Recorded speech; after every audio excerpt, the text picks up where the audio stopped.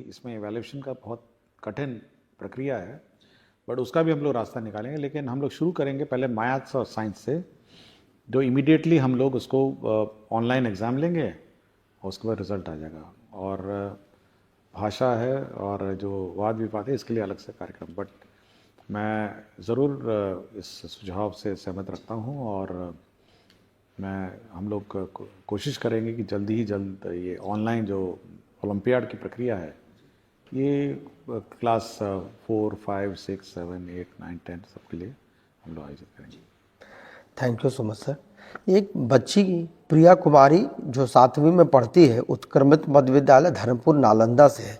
इसने सवाल पूछा है सर कि स्कूल का संचालन फुल डे है, जिसके कारण यूनिफॉर्म की सफाई, स्कूल बैग, जूतों की सफाई एवं बाल और नाखून की कटाई का पर्याप्त समय नहीं मिल पाता है, जिसके कारण कभी कभी गंदा यूनिफॉर्म या नहीं सूखने के कारण गीला यूनिफॉर्म ही पहनकर स्कूल जाना पड़ता है। क्या शनिवार को स्कूल का संचालन पूर्व की बात ही हाफ डे नहीं हो सकता है? देखिए, हाफ डे का तो समस्या है, क्योंकि आरटी में हमको एक सप्ताह में कितने घंटे पढ़ाने हैं निर्धारित है। और यदि बच्ची को ये समस्या है, ये समझता हूँ, क्योंकि जब भी मैं किसी विद्यालय में जाता हूँ तो बच्चा बोलता है कि मैं पूछता हूँ कि क्यों यूनिफॉर्म नहीं, सर वो गीला हो गया, पीछने के लिए डाल दिया जी। तो ये समय समय पर कौन पीछने के लिए डाला है और कौन जानबूझ के यूनिफॉर्म में नहीं आया है, इसका हमेशा डाउट रहता है। तो अगर धोने का ही समस्या है, पीछने का ही समस्या है, तो हम शनिवार को कम से कम एक दिन नॉन यूनिफॉर्म डे रख सकते हैं। हेड मास्टर ये अपने स्तर पर ये डिसाइड कर सकते हैं कि शनिवार को नॉन यूनिफॉर्म डे रखें, जब बच्चे की माता या सब लोग अपना कपड़े धुलाएंगे और 2 दिन में तो सूख जाएगा, प्रेस भी हो जाएगा, और मंडे को फिर 5 दिन यूनिफॉर्म रखेंगे। 1 दिन की छूट हम लोग हेडमास्टर को छोड़ देते हैं। अच्छा जी, ठीक है ना, ताकि हेडमास्टर अपना डिसाइड करेंगे, क्योंकि हर चीज का हम लोग यहाँ पे अब गाइडलाइंस निर्धारण नहीं सकते हैं, तो ये इंडिपेंडेंस उसको दे देंगे, तो लिख देंगे कि भाई, लेकिन ये जरूर है कि अगर 1 दिन की छूट दी है तो 5 दिन फिर यूनिफॉर्म होना चाहिए जी। तो ऐसा ना हो कि फिर ट्यूसडे कह देगा पीछने के लिए भेज दिए हैं और वेडनेसडे भी कर देगा। तो ये थोड़ा, या तो आप डिसिप्लिन 7-6 दिन रखिए, या फिर आप 1 दिन नॉन यूनिफॉर्म दे दें। बाकी प्राइवेट स्कूल में भी ऐसे ही है जी, 1 दिन वो टी शर्ट पहन के आते हैं और अन्य ड्रेस पहन के आते हैं, तो हम लोग भी कर सकते हैं जी। एक सुरभि सिंह है, इनका सवाल है, क्या केंद्रीय विद्यालय और निजी विद्यालयों की तरह बिहार के सरकारी विद्यालयों में भी दिसंबर जनवरी महीने में बच्चों और शिक्षकों को ठंड की छुट्टी दी जाएगी? देखिए, इस बार हम लोग समर वेकेशन का टाइम निर्धारित कर देंगे और बिल्कुल स्पष्ट डेट्स हैं, मतलब इस तारीख से इस तारीख तक हम लोग दिसंबर में निर्धारित कर देंगे, ताकि सभी जो भी टीचर हैं अपना समर वेकेशन प्लान कर सकें पूर्व से। उस दिन उस पीरियड में कोई क्लासेस नहीं चलेंगी जैसे पूर्व में चलती थी, और पूरी छुट्टी रहेगी उस समर वेकेशन में। टीचर अपना जाएं, घूमें, जहाँ जाना जाएं। बहुत सारे टीचर्स अन्य राज्यों से भी आए हुए हैं, तो अपने घर जाएंगे जी। और समर वेकेशन के पूर्व केवल इतना ही हम लोग टीचरों से अनुरोध करेंगे कि समर वेकेशन में आप बच्चों को होमवर्क देंगे, समर होमवर्क देंगे और प्रोजेक्ट वर्क देंगे। जैसे प्राइवेट स्कूल में होता है ना कि आप एल्बम बना के लाइए, अपने गांव में कौन कौन पत्ते हैं, कौन कौन फूल हैं या कौन कौन जानवर के चित्र हैं, तो एक कुछ होमवर्क जो है वो आप समर वेकेशन में देंगे, लेकिन क्लासेस नहीं होंगी जी। तो ये बिल्कुल हम लोग इस बार दिसंबर में ही पूरे साल का कैलेंडर निकालें जी। जहां तक इस विंटर के हॉलीडेज की बात है, तो बिहार में जो मौसम का जो रुख रहता है, एक समय होता है जब वैसे ही ऑटोमेटिकली डिजास्टर मैनेजमेंट में छुट्टियां डिक्लेयर हो जाती हैं जी। और ये शक्तियां हम लोगों ने डीएम को दी हुई है कि डीएम अपने आप छुट्टी जब अधिक ठंड हो जाती है डिक्लेयर कर दीजिए, तो विंटर वेकेशन वैसी हो जाती है जी। तो समर हम लोग फिक्स कर देंगे जी। और वो भी हम लोग इस बार टाइमिंग देख लेंगे कि कब अधिक गर्मी है, कब है, क्या है, और उसी अनुसार लास्ट ईयर का जो टेम्परेचर ट्रेंड रहा है उसी के अनुसार उसको मैच करके हम लोग समर वेकेशन देंगे। और विंटर तो ऑब्वियसली पता ही है कि कब ठंड होती है जी, और डीएम लोग ऑथराइज है। Thank you sir. एक बीपीएससी की टीआरई 1 की शिक्षिका है ऋतु राज, प्राथमिक विद्यालय 5 गाछी टेढ़ागाछ किशनगंज से। इनका सवाल है कि शिक्षा को रुचिपूर्ण और बहुआयामी बनाने के लिए स्कूलों में स्मार्ट कार्ड, स्मार्ट बोर्ड या प्रोजेक्टर उपलब्ध करवाने के बारे में भविष्य का क्या प्रावधान हो सकता है। एनिमेटेड पाठों का समावेश छात्रों का ध्यान आकर्षित करती है, जिससे गतिशील शिक्षण वातावरण बनता है और सीखना दिलचस्प और बहुआयामी होता है। देखिए, हम लोगों ने बिल्कुल किसी टीचर को रोका नहीं है। आप 42 इंच का टीवी खरीद लीजिए और अपना क्लास चलाइए जी। और जो सरकार जो शिक्षा का कोष उनका है, जो राशि है, विकास मद है, आप खरीद लीजिए, मना नहीं किया। बाजार में अपना लोकल में जाइए, टीवी खरीद लीजिए, USB पेन ड्राइव लगाइए, काम क्लास चला लीजिए। तो ये हम लोगों ने किसी को नहीं रोका। तो जिसको जहां जगह मिले, टीवी लगाना हो, प्रोजेक्टर खरीदना, अपना खरीद लेना। तो 50,000 से नीचे आता है टीवी जी, बड़ा बड़ा टीवी आता है, गांव में मिलता ही है, सब घरों में टीवी है। तो ये हेडमास्टर पर निर्भर है और स्कूल का मैनेजमेंट पर निर्भर है कि वो कैसे संचालन करे। हम लोगों ने किसी प्रकार का कोई रोक नहीं लगाया है। और जहां तक राज्य स्तर की बात है, हाँ, हम लोग कोशिश कर रहे हैं कि सब जगह स्मार्ट क्लासेस लगे, स्मार्ट बोर्ड लगे, बट मल्टीमीडिया टीचिंग जो टीवी के माध्यम से होती है वो तो खुद ही कर सकते हैं। जी। एक प्रेम प्रकाश मिश्रा जी हैं, अध्यापक TRE 1 के हैं, उर्दू प्राथमिक विद्यालय मदनपुर औरंगाबाद में है। इनका सर सवाल है कि उर्दू विद्यालय में सामान्य शिक्षक के पदस्थापन के कारण बच्चों को पढ़ाने में बहुत परेशानियां आती हैं, क्योंकि सारी पुस्तकें उर्दू में हैं, हिंदी और अंग्रेजी छोड़ के, और उर्दू न आने के कारण गूगल ट्रांसलेट का उपयोग करना पड़ता है, जिसमें कई बार बहुत परेशानियों का सामना करना पड़ता है। क्या विभाग इस पर कुछ विचार करना चाहेगी कि उर्दू विद्यालय में पदस्थापित सामान्य शिक्षक का ट्रांसफर या प्रतिनियुक्त किसी अन्य हिंदी विद्यालय में हो सके?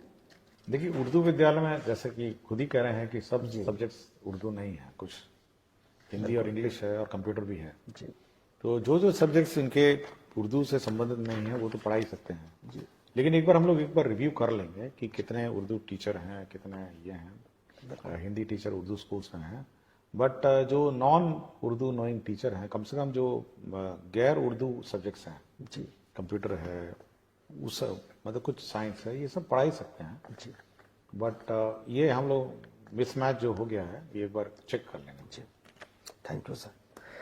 क्या ये विनय स्कूल शिक्षक है सीवान से, क्या अब कक्षा 8वीं और 10वीं के बच्चों को मुख्यमंत्री बिहार दर्शन योजना के द्वारा भ्रमण नहीं कराया जाएगा? क्या बच्चों को अपने से ही कहीं भ्रमण के लिए ले जाया जा सकता है? यदि हाँ, तो इसके लिए क्या करना होगा? देखिए, ये कंपलसरी है। हर साल हम लोगों ने जो योजना मुख्यमंत्री परिभ्रमण योजना है, ये सभी के लिए लागू है और सभी को ही करना है जी। तो जो स्कूल छूट गए हैं, जिनका नहीं हुआ है, उनका हम लोग करा देंगे जी। अच्छा। और परिभ्रमण में हम लोगों ने बहुत ही क्लियर कहा है कि आपका पटना म्यूजियम है, बिहार म्यूजियम है जी, और जितने भी हमारे बिहार के दर्शनीय स्थल हैं वहाँ बच्चों को ले जाएंगे और बच्चों का भ्रमण कराएंगे। तो जो स्कूल छूट गए हैं वो हम लोग कंप्लीट करवा देंगे। Thank you sir. ये एक शिल्पी सिन्हा है, उत्क्रमित मध्य विद्यालय रेवा मसौढ़ी पटना से। इनका प्रश्न है कि प्राथमिक से लेकर उच्च माध्यमिक तक सभी बच्चों के लिए विद्यालय का समय एक ही क्यों है? क्या प्राथमिक विद्यालय में बच्चों के समय में थोड़ा बदलाव किया जा सकता है, क्योंकि इन कक्षाओं के पाठ्यक्रम में बहुत अंतर है?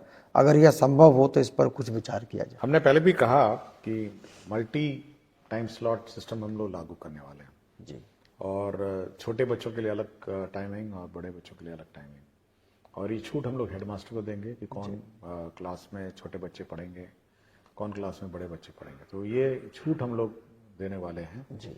थोड़ा सॉफ्टवेयर में इसको अपडेट करने की आवश्यकता है, क्योंकि अटेंडेंस सिस्टम इलेक्ट्रॉनिक है जी। तो जैसे ही ये स्लॉट सिस्टम अपडेट हो जाएगा, हम ये लोग हेडमास्टर को ही ऑथराइज कर देंगे कि आप छोटे बच्चों के लिए अलग टाइमिंग रखिए और बड़े बच्चों के लिए अलग टाइमिंग रखिए जी। क्योंकि छोटे बच्चे खेल कूद, आर्ट, कल्चर, बाकी सब अन्य विद्याओं में अपना करेंगे, और बड़े बच्चों का जो कोर्स वर्क है कुछ ज़्यादा रहता है जी, तो उसका अलग टाइमिंग रहेगा जी। तो मल्टी टाइम स्लॉट सिस्टम हम लोग टाइम लागू करने वाले हैं जी। ये बहुत उपयोगी है सर। ये कुमार नरेंद्र है, प्रधानाध्यापक राजकीय मध्य विद्यालय वंशी पचड़ा तरियानी शिवहर से। इनका है कि सभी प्राथमिक और मध्य विद्यालय में एक कक्षा अलग से ब्रिज कोर्स का पूरे दिन चलाया जाए, जिसमें अधिकतम 20 चयनित बच्चों को 6 माह में निर्धारित लक्ष्य को प्राप्त कराकर उम्र सापेक्ष कक्षा से जोड़ने का कार्य किया जाए। यह कार्य उच्चतम कक्षा से करते हुए क्रमशः नीचे की कक्षा तक लाया जा सकता है और पूरे साल यह कार्य किया जाए, क्योंकि कई कारण से कुछ बच्चे पढ़ाई में सामान्य रूप से प्रगति नहीं कर पाते हैं और सामान्य कक्षा में उन पर व्यक्तिगत ध्यान देना शिक्षकों के लिए संभव नहीं हो पाता है। इस संबंध में विभाग की क्या योजना है? इसमें हम लोगों ने मिशन दक्ष चलाया और करीब 8 महीने इसको हम लोगों ने चलाया और अब देखोगे टाइम टेबल में लास्ट टाइम मिशन दक्ष का भी टाइम स्लॉट था, लेकिन ना ही बच्चों ने रुचि लिया ना टीचर ने रुचि लिया जी। और क्योंकि जब सारे बच्चे चले जाते हैं बच्चे रुकते नहीं, तो इसलिए मिशन दक्ष जो है उस टाइम स्लॉट में चलाने। और इस बार जो टाइम टेबल जो हम लोगों ने इशू किया है उसमें मिशन दक्ष का टाइम टेबल नहीं है। उसमें अब देखेंगे कि 3-15 के बाद रेगुलर क्लास ही है, बट मिशन दक्ष के लिए अलग क्लास है। हम लोगों ने ये कहा कि जो कमजोर बच्चे हैं वो हर क्लास के प्रथम 2 रो में बैठेंगे जी। First row and second row. बाकी जो सामान्य स्टैंडर्ड के बच्चे हैं वो पीछे बैठेंगे, ताकि जो टीचर है वो उस पर नजर रखेगी कि सामने वाले 2 रो में बच्चे पढ़ रहे हैं नहीं पढ़ रहे। क्योंकि मैं जब भी इंस्पेक्शन में जाता हूं जी तो देखता हूं सबसे कमजोर बच्चा सबसे पीछे बैठा रहता है बिल्कुल, और सबसे चालाक बच्चा सबसे आगे बैठा रहता है, और पीछे जो बैठा रहता है वो दूसरी दुनिया में खोया रहता है। उसकी ना किताब रहती है, ना बैग रहता है, ना यूनिफॉर्म रहता है। ऐसा लगता है जैसे जबरदस्ती वो स्कूल में बैठा है जी। तो हम लोगों ने कहा इस प्रकार के बच्चों का प्रथम बेंच पे और सेकंड बेंच पे बैठिए। और प्रथम बेंच और सेकंड बेंच में आजकल देखेंगे ना बहुत स्मार्ट और इंटेलिजेंट स्टूडेंट बैठते हैं बिल्कुल, और बिल्कुल ध्यान देते हैं, बिल्कुल कॉपी वॉपी सब ठीक रहता है, यूनिफॉर्म। ये पीछे बैठे जी। और ये कमजोर बच्चे आगे बैठे, ताकि कमजोर बच्चे अच्छे बच्चों से सीखें पहले तो, और टीचर की नजर रहेगी। तो पहले तो ये है। दूसरा हम लोग ये व्यवस्था भी करने जा रहे हैं, जो हमारे स्कूल्स हैं ये 4-4:30 बजे खाली हो जाते हैं, 5 बजे तक तो स्कूल लॉक हो जाता है। और ये बहुत इंपॉर्टेंट एसेट है, मतलब ये शिक्षक जगत में ये बहुत इंपॉर्टेंट एसेट है एजुकेशन सिस्टम में। तो हम लोग चाहेंगे जो ग्रामीण क्षेत्र में जो लड़के हैं, जो पढ़े लिखे लड़के हैं, वो कुछ एक्स्ट्रा क्लासेस अगर ऑफ टाइम में ले सकें, और तो हम लोग इन बिल्डिंग्स को और इन क्लासरूम्स को उपलब्ध कराएंगे। और ये जो कमजोर बच्चे हैं, देखे होंगे गाँव में कमजोर बच्चे हैं, वो उसको पढ़ाने का कोशिश करेंगे। 5 बजे रात को, 6 बजे रात को, 7 बजे रात को हम लोग बिजली इन्वर्टर की व्यवस्था करेंगे। लेकिन ऑफ स्कूल आवर्स में अगर ये इस टाइप के जो स्थानीय लड़के हैं, प्राइवेट ट्यूशन बहुत लोग चलाते हैं, बिल्कुल, तो कुछ ऐसी कोई व्यवस्था कोशिश कर रहे हैं हम लोग कि ये जो कमजोर बच्चे हैं उनको अलग से 5, 6, 7 बजे रात को उनको पढ़ाया जाए। जब खेलने वेलने का समय खत्म हो जाए तो कुछ बैठ के 1 घंटा 2 घंटा पढ़ा जाए। तो हमारी इच्छा है कि बड़ी जल्दी से इसको ब्रिज कोर्स को कंप्लीट करना पड़ेगा, क्योंकि बहुत सारे हम लोग अभी इवैल्यूएशन हम लोगों ने किया है, तो बहुत सारे बच्चे हैं जो इस प्रकार पीछे पिछड़ गए हैं अपने अपने क्लासों में।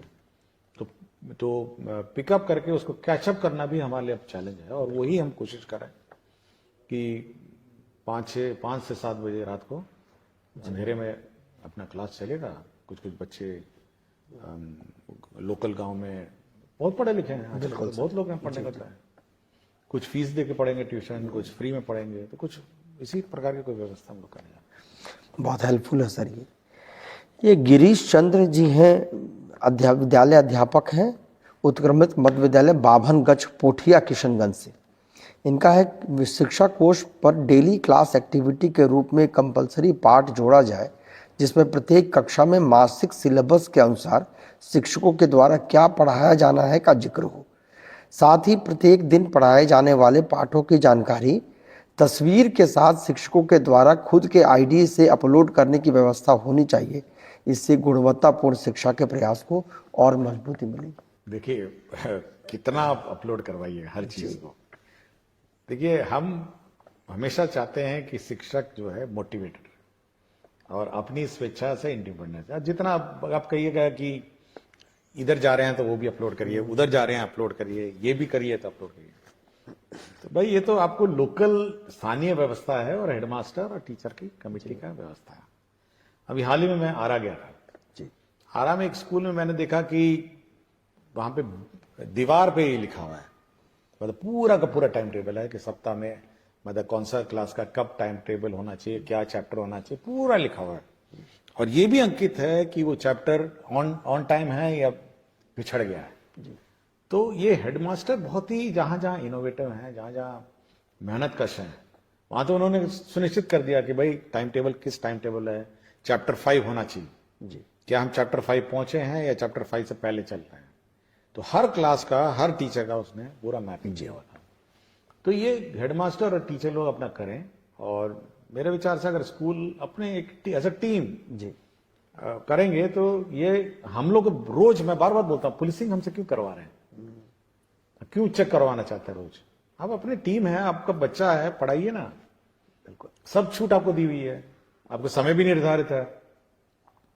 तो आप अपने मोटिवेशन से ये सब काम करिए और कोशिश करिए कि एक मॉनिटरिंग सिस्टम स्कूल में अपने इंटरनली भी बिल्ट हो, बिल्कुल हर चीज ई शिक्षा कोर्स में नहीं हो, क्योंकि आप फिर तंग आ जाएंगे कि ये भी डेटा डाला जाए, वो भी डेटा डाला जाए, मिड डे मील भी डाला जाए, अटेंडेंस भी डाला जाए, सब कुछ डाला जाए। तो बाद में लोग, शिक्षक ये कहने लगेंगे कि भाई हम लोग तो ई शिक्षा कोर्स को जवाब देते देते समय बीत गया, पढ़ाएंगे नहीं।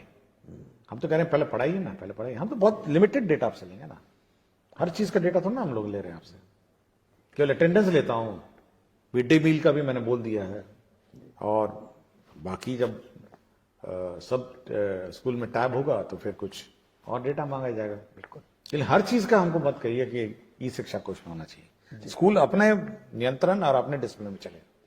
बिल्कुल सर। एक मोहम्मद वासीम अहमद हैं, ये उत्क्रमित हाई स्कूल रामनगर इस्माइलपुर भागलपुर से हैं। I request you to please give instructions to all the DOs and DPOs to release list for 6 residential training by Friday evening और ऑन सैटरडे बाई 4 PM। ये तो फ्राइडे की बात कर रहे हैं, मैं कहता हूँ एक सप्ताह पहले होना चाहिए। बिल्कुल, सब परिवार को अपना प्लानिंग भी करना है ना कि कहीं बाहर जाए। और मैंने ये भी कहा है कि अपने जिले में ही ट्रेनिंग हो जी, और बायोमेट्रिक भी हो। तो मैं चाह रहा हूँ, मैं कोशिश में हूँ कि सभी जो ट्रेनिंग है उनके अपने जिले में होंगी, और एक सप्ताह पहले कम से कम एडवांस सूचना होनी चाहिए। बहुत अच्छा।